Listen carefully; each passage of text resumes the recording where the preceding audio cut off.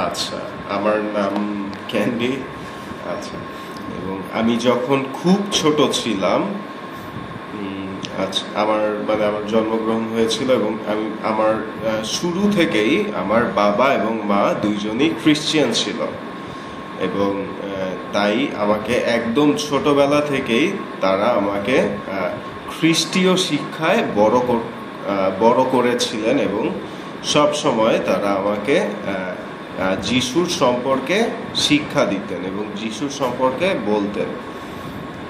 এবং ছোটবেলা থেকেই তারা আমাকে গির্জায় নিয়ে যেতেন, এবং সেইখানে আমি বাইবেল সম্বন্ধে পড়তাম এবং শিখতাম, এবং তারা আমাকে সানডে স্কুলে নিয়ে যেতেন, এবং সেইখানে আমি শিখতাম।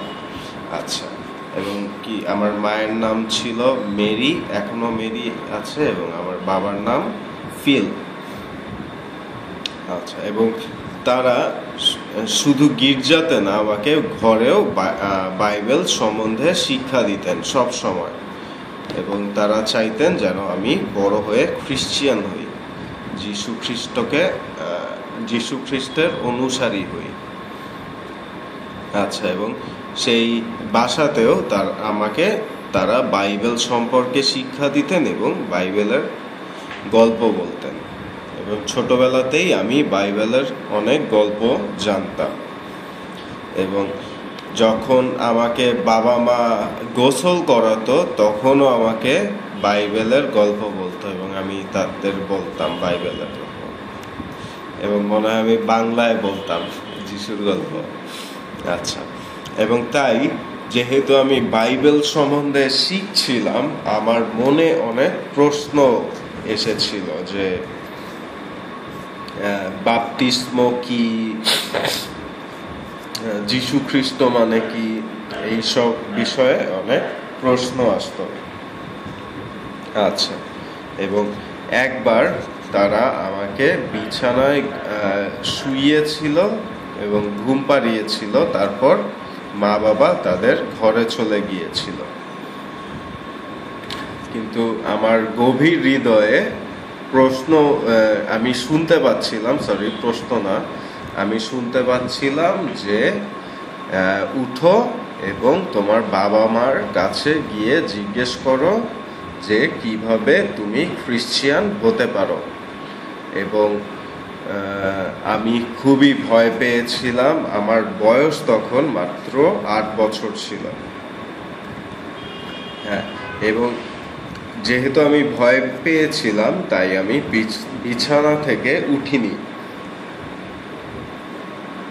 আর এই ঘটনা বারবার হতে লাগলো, যে বারবার আমি ঘুমাতাম, এবং পরে আমি ঘুম থেকে উঠে আমার মনের ভিতর প্রশ্ন আসতো যে কিভাবে খ্রিস্টান হওয়া যায়, এবং আমি একটা কণ্ঠ শুনতে পেতাম, যেই কণ্ঠ আমাকে বলতো যে বাবা মার কাছে গিয়ে জিজ্ঞেস করো কিভাবে খ্রিস্টান হওয়া যায়।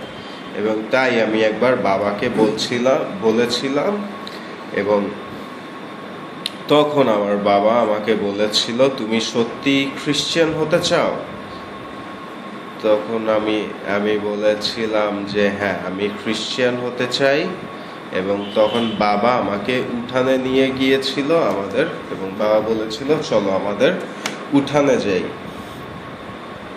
তাই আমি আমার বাবার সাথে উঠানে গিয়েছিলাম, এবং বাবা বলেছিল যে তোমাকে যিশু খ্রিস্টকে তোমার মুক্তিদাতা হিসেবে গ্রহণ করতে হবে এবং ঈশ্বরের কাছে প্রার্থনা করতে হবে।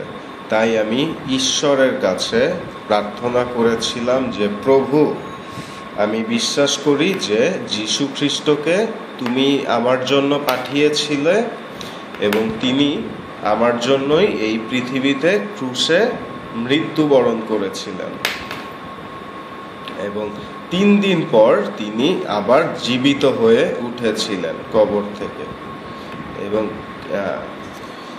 এবং ঈশ্বর তখন আমার হৃদয় পরিবর্তন করলেন, আমার মন পরিবর্তন করতে শুরু করেছিলেন, এবং আস্তে আস্তে আমার সব কিছু পরিবর্তন হতে শুরু করেছিল।